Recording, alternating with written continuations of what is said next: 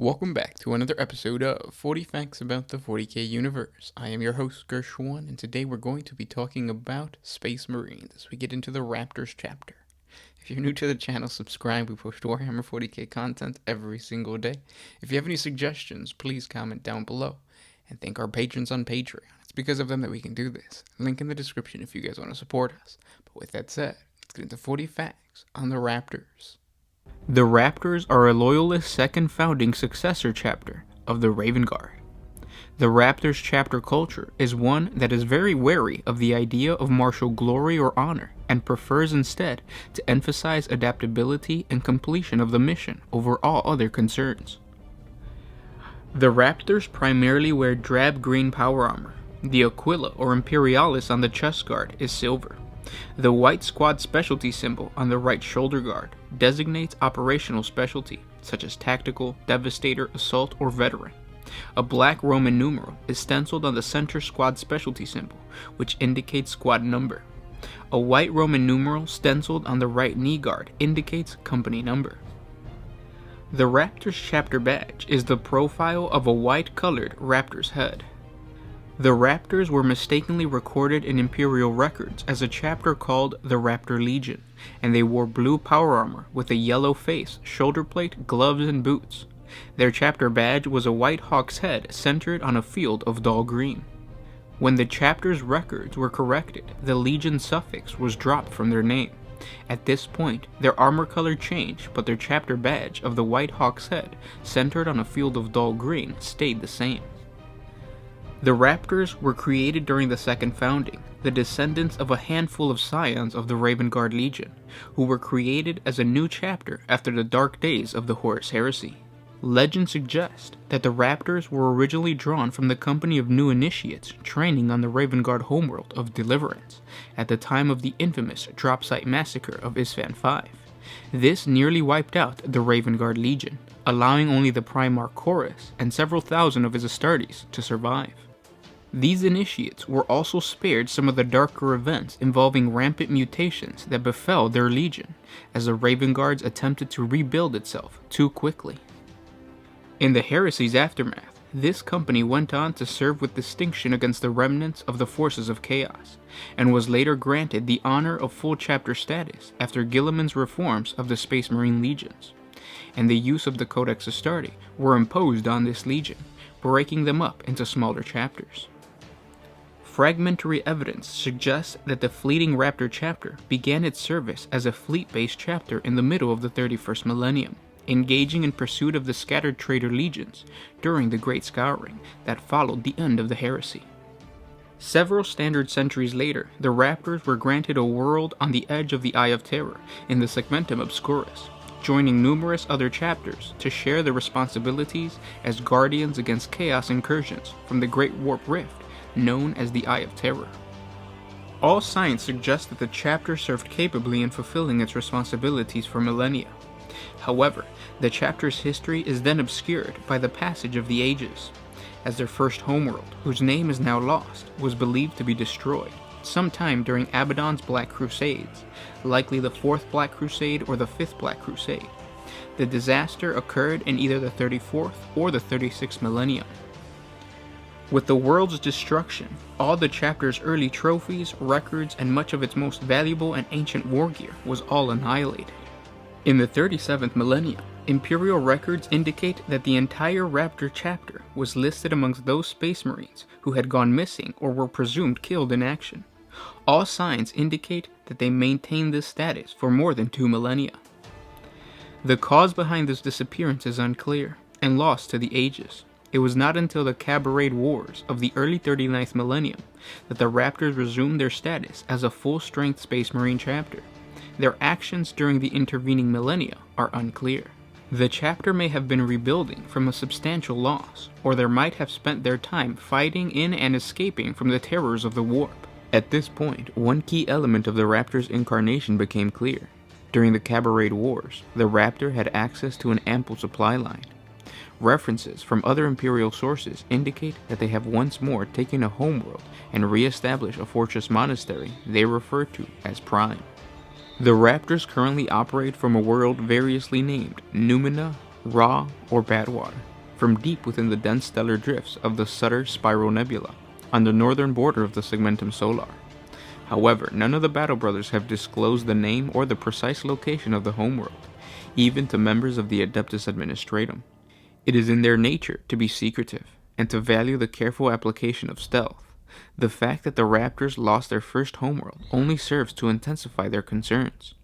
The safe preservation of their adopted home is clearly a priority to the Raptors. This has become a point of concern between the Adeptus Administratum and the chapter. Not only could this act of independence have heretical consequences, but it effectively complicates any communication between Terra and the chapter. The Raptors chapter prides itself on the extreme zeal for the Emperor of Mankind, but their reckless disregard of the Codex Astartes is legendary, according to the Captain Adrias of the Ultramarines. Like their genetic forebearers, the Raptors adhere to the broad organizational patterns and provisions laid out in the Codex Astartes, but as a chapter, they see the Codex as a highly effective and proven set of strategic and operational guidelines, rather than a strict dogma to be obeyed without question. The Raptors maintain a high degree of flexibility in their deployment and structures, and in battle favor hit-and-run tactics over all else. The Raptors are known for shunning the glory of close-quarter combat favored by many other chapters, for the simple expediency of the kill from afar with a ranged weapon.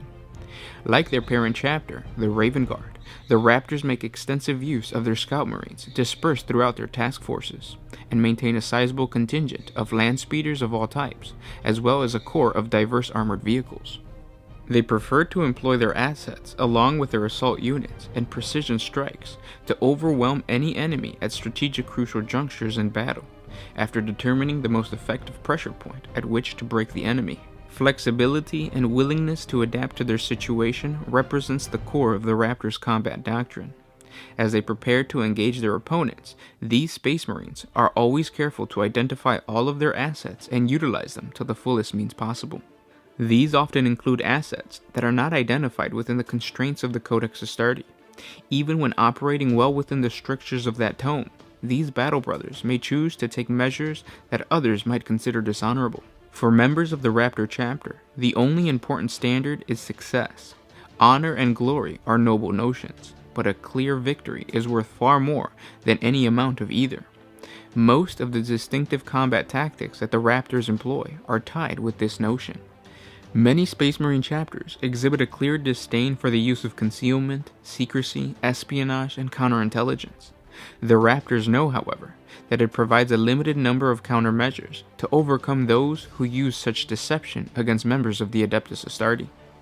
The Raptors chapter enthusiastically and consistently applies these techniques throughout its battles, deceiving their opponents as to the timing, nature, and objective of an attack can often grant the Space Marines a significant tactical advantage. Similarly, by expertly scouting a region prior to launching an attack, the Raptors are often able to insert their forces without their opponent realizing the number or nature of the opposing forces. Such insertions are entirely dependent upon the reliability and accuracy of their initial reconnaissance work. This requires extensive dependence upon their Scout Marine units, which exceeds the level of characteristic of many other Space Marine chapters. When engaged in scouting missions, the chapter's Battle Brothers typically focus on both gathering intelligence and on countering the opposition's efforts. Just as they work to penetrate the fog of war, they may also deliver false but credible information. Consequently, at the same time as the Space Marines penetrate directly to the most valuable points of their opponent's strategy, those opponents are unable to locate the heart of the Raptors' forces. This stratagem has often enabled the Raptors to effectively engage opponents that enjoy an even greater numerical advantage than is typical of an Imperial Space Marine force. In keeping with their willingness to make use of every available resource, the Raptors chapter often take direct charge of the Imperial Guard units available in their given theater. Rather than deferring the organizational leadership, these Space Marines deploy their members among the mere human forces and then take a direct hand in their disposition and tactics. During the course of an engagement, there are two favored elements to any plan that these Battle Brothers are likely to enact. The first is a supreme reliance upon their marksmanship. It is unclear if enhanced marksmanship is an innate element of the Raptors' gene seed or simply a consequence of their training. In either case, these Space Marines are highly skilled sharpshooters, even by the exceptionally high standards of the Adeptus Astartes. The second core strategy is the use of hit-and-run tactics. The Raptors chapter is exceptionally well equipped with assault bikes, land speeders, and jump packs.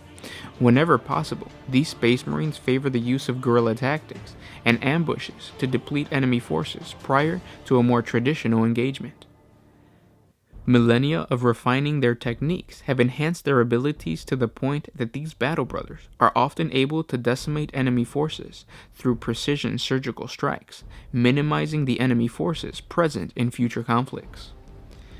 When these tactics are considered in combination with their extraordinary marksmanship, it is not surprising that some have likened the chapter to Space Marine assassins. To accommodate this tendency, the Raptors keep an atypical sized contingent of all types of land speeders as part of their armory. In keeping with the value that these Space Marines place upon independent thought, each of the Raptors companies operates on a largely independent basis. It is only in reaction to a particularly dire threat that multiple companies gather to cooperate. For the last few millennia, they have fought across the breadth of the Imperium, wherever they have been needed. As a chapter, the Raptors have been brought to the brink of extinction several times, but yet they have managed to endure and return to full strength when other chapters would be destroyed. They have a remarkably grim determination to survive, and one of the chapter's hallmark is the ability to adapt to changing circumstances and respond swiftly to fortune or misfortune of war.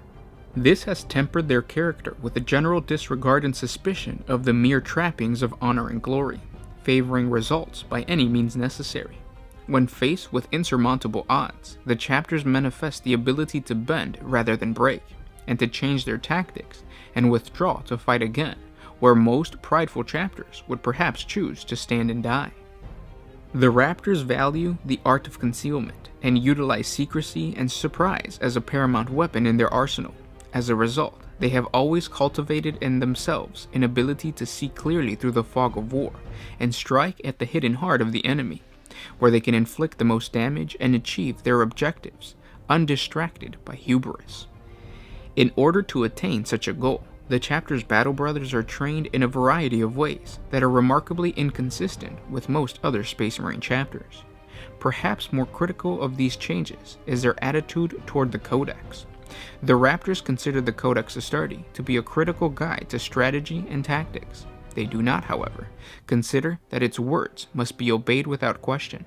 Ultimately, the Raptors chapter is focused upon success in all of its endeavors. Failure is never an acceptable option, but neither is an approach that needlessly throws away the lives of battle brothers or irreplaceable war gear. When an objective is identified, these Space Marines pursue that goal relentlessly. Their tactics are seldom direct. They study a situation intensely so that they may accomplish their goals with minimum of risk. This outlook has often caused tension during those missions where the Raptors work closely with Space Marines of other chapters. On more than one occasion, they have accused of cowardice. Members of the Raptors do not look kindly to such accusations, but they seldom take such insults as a major affront. For their part, the Raptors consider the more orthodox chapters to be blind adherents to tradition. While they seldom instigate such rivalries, they accept it and reluctantly participate in it when such actions do not interfere with accomplishing their objectives. Flexibility also plays a key role in their decision-making process. Conditions in the field often change with alarming speed. Before a Space Marine of the Raptors chapter can assume an officer's responsibilities, he is thoroughly trained in all aspects of battlefield awareness and observation. Tactical cognizance and strategic priority play crucial roles at every level of command. These battle brothers are expected to identify any changes that occur through the course of battle, including unexpected enemy responses at the earliest stages, and act upon them accordingly. Throughout the chapter, blind obedience is strongly discouraged. All of these Space Marines are expected to act upon their own initiative at the appropriate times. However, such actions must fit with the context of the larger battle scheme. Battle brothers consider unorthodox tactics during their preparation for any conflict. These include unusual deployment maneuvers and infiltration. At times, they have gone so far as to assemble an ad hoc unit specifically appropriate for resolving a particular tactical problem. In this same way, Battle Brothers of the Raptors chapter would concede the articles of faith and honor in the name of victory. They also willingly concede minor objectives in the interest of achieving overall military success. This idea is foreign to many of the other chapters of the Adeptus Astartes, but well within the goal-focused flexibility of the Raptors. Their continual focus on the overall conflict and goal rather than individual honor or glory is key to propagating this ideal among the chapter's Battle Brothers. At various times during their history, the Raptors have almost faced extinction, but the chapter has nevertheless continued to function, rebuild, and once more face its enemies. It is part of the Raptors' mentality that the chapter will endure no matter the cost, and the eventual destruction and rebuilding of the chapter is inevitable. As one Battle Brother dies, another takes its place to continue the endless struggle where the gene seed lives on, but the warrior does not. Death is the only constant in the universe, and regardless of victory or defeat, it is the only true reward a Battle Brother can look forward to. Quite apart from casting a dark cloud over the Battle Brothers of the Raptors chapter, it fulfills them with stoic pragmatism to face everything that the universe can throw at them, to fulfill their duty until they eventually die and another take their place. The galaxy and its many horrors hold no surprises for them, and they know that somewhere out there amongst the inky black is a piece of ground where they will fall, having served their emperor and held back the night at least for a brief time. Other chapters can find these attitudes at odds with the strong devotion to the emperor and the righteous plight of mankind, though the Raptors see the two as intertwined, and their chapter has always done its duty and remained unquestionably loyal to the Imperium. For a Raptor's Battle Brother, facing death is only a matter of time, and they carry the knowledge with them every day, alongside their duty to their brothers and their oath to the Emperor. Under the conditions of rebuilding, the success of each implantation into a neophyte is crucial for the chapter's survival. In spite of this fact, many flaws of their predecessor's chapter continue to haunt the Raptors. As with the Raven Guard, Battle Brothers of the Raptors chapter gradually attain an ever paler skin tone as they age. After just a few standard centuries of service, some have skin that is very nearly translucent. At the same time, their hair color darkens so that the chapter's veterans are easily identified by their black hair and pale complexion. Like their progenitors, the Raptors lack a functional muconoid implant. However, they do have a functional Bachelor's gland. It is unclear if this organ was somehow recovered by the Raptors, or if their founding occurred prior to the Raven Guard losing this organ from their standard array of Astarte organ implants. Raptors are intensely loyal as any of the other chapters of the Adeptus Astartes, and do not take their duty lightly, nor the oath they take to the Emperor. However, they retain a fatalism which can cling to them even in their most triumphant moments. Unlike the stubborn adherence to duty that other chapters might possess, which would see a Battle Brother fight on until claimed by death, the Raptors have instead a grim determination to their duty. This is not so much a desire to die as it is an acceptance that death is the only end to the path of Space Marine treads, and everything they do is another step alongside the path, and one closer to their eventual demise. As this condition increases, the Battle Brothers can become more and more fatalistic about their chances, citing the many times that the Raptors had suffered near extinction or that the Imperium itself has come close to the edge. These black moods will not affect their willingness to do their duty, nor make them turn from their brothers, but it can press in upon their squad mates at all times. Like their fellow Astarte chapters, the Raptors also maintain a librarium of potent psychers who are highly talented and trained to master the powers of the warp at the highest levels. Each chapter selects its librarians in its own way, either from seeded worlds, as it does with the bulk of the initiates, or from ranks of the gifted psychers brought to the Scholastica Psychana of the Adeptus Astra Telepathica. Most chapters train and test chosen psychers following the ancient doctrines laid out in the Codex Astartes. Librarians of the Raptors chapter are trained in this way, and with a few minor traditional variances, have been taught to live by the world of the Codex. Raptor librarians have a number of unique psychic abilities only used by psychers of their chapter. Librarians Farsight is when the librarian calls upon the psychic gift to enhance his vision and grant himself a hunter's gaze, which can sweep across the battlefield to find targets. This keen sight not only allows the librarian to pick out targets at extreme ranges, but also thwart their attempt to hide, differentiating shapes within the shadows to see those that are trying to hide from him. In addition, his enhanced sight allows him to see things much closer than they would normally appear, and reduce the range to a target when using a ranged weapon. This ability can also be used to see fine details from the same distance, which normal sight might not be able to see. This power only works when the librarian is using his own vision and does not function in conjunction with a scope or lens, which would enhance range vision. Another power is the Raptors Wings. Raptors have an affinity for striking from the sky, making extensive use of jump packs and land speeders to descend on their foes from unexpected angles.